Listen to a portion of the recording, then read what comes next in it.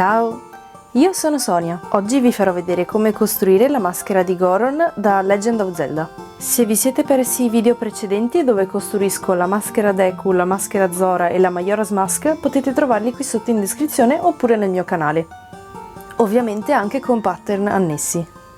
Ma prima di iniziare dovete assolutamente fare una cosa, ovvero iscrivervi al canale e mettere un bel mi piace. Facciamo partire il video. Ho creato una base in plastilina per realizzare i miei pattern. Se volete sapere di più di questo procedimento, ho fatto un video apposta dove spiego come realizzare i pattern.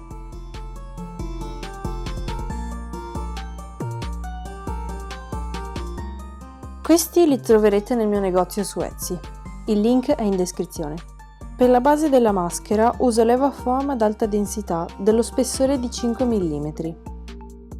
I pattern vanno tracciati 2 volte, una normalmente e l'altra capovolgendoli perché sono solo metà. I pezzi sono numerati semplicemente per poterli distinguere tra loro. Vanno uniti connettendo insieme le lettere uguali e i segni di raccordo. Taglio tutti i pezzi con un taglierino affilato.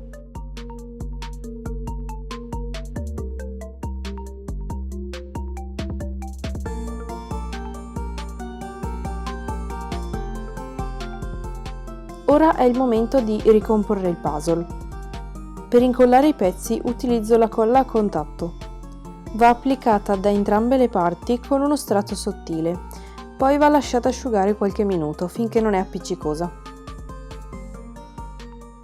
Unisco i pezzi con molta calma. Attacco man mano tutte le parti.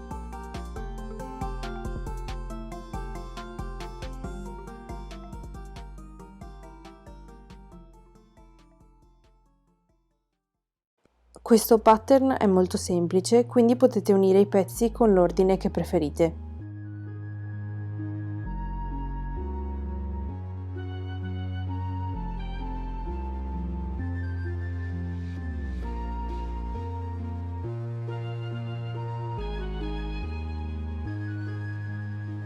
Ora che la base è completa, metto un supporto sul retro e comincio ad aggiungerci i dettagli. Ho disegnato con un pennarello bianco i dettagli che andrò ad aggiungere dopo.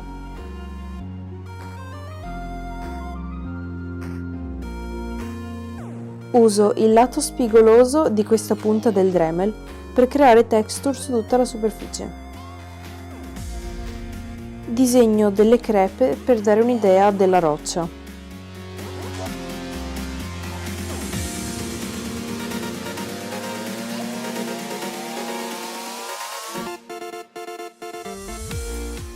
Ora con il foam di spessore 2 mm faccio gli occhi, le sopracciglia, la barba e i capelli. Trovate anche queste forme nel modello che potete scaricare dal mio negozio. Questo foam è sottile, perciò lo taglio con la forbice. Incollo i dettagli alla maschera con l'adesivo istantaneo.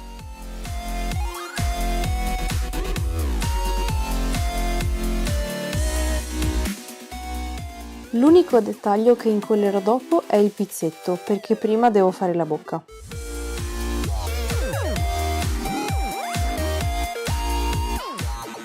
Per questa parte utilizzo la foam clay. Ho realizzato anche un video dove spiego nel dettaglio come lavorare questo materiale, perciò andate a vederlo se ve lo siete perso.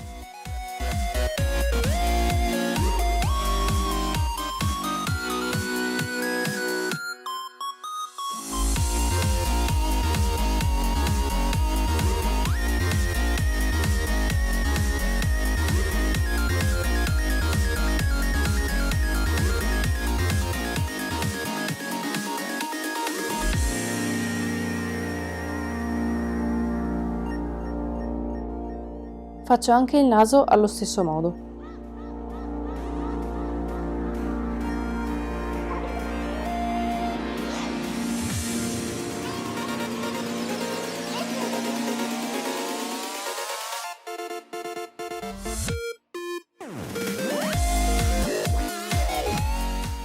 Dopo aver aspettato che la foam clay sia asciutta, incollo l'ultimo dettaglio e applico il primer.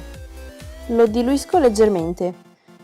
e lo applico picchiettando con il pennello per aggiungere un po' di texture. Faccio 3 strati in totale e aspetto che ogni strato sia asciutto prima di applicare quello seguente.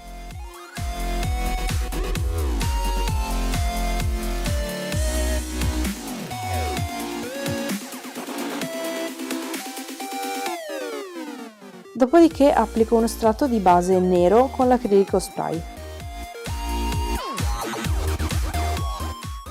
Poi spalmo la prima mano di colore con un'ocra. Faccio comunque uno strato sottile. Dopodiché, quando è asciutto, aggiungo delle sfumature più chiare un po' qua e là. Non deve essere troppo uniforme.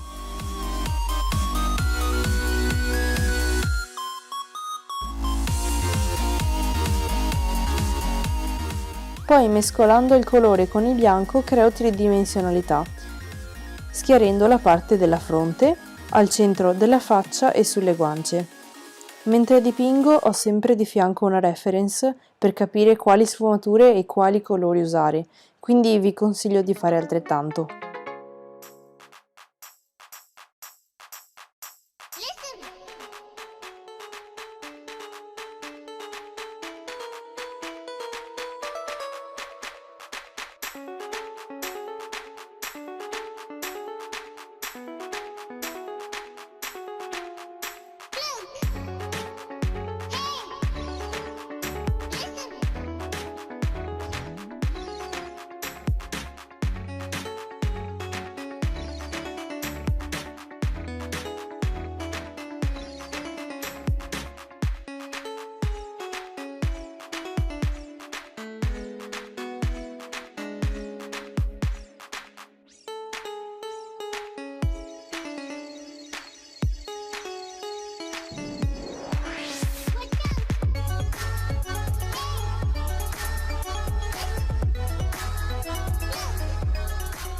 Infine ci do una passata di fissativo ed ecco il risultato finale.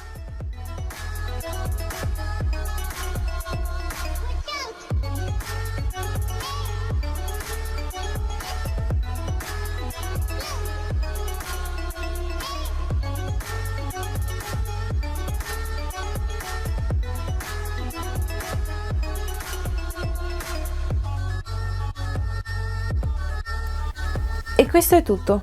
Spero che il video sia stato utile e di ispirazione. Per qualsiasi domanda scrivetemi qui sotto nei commenti oppure su Instagram e vi risponderò volentieri. Ci vediamo presto!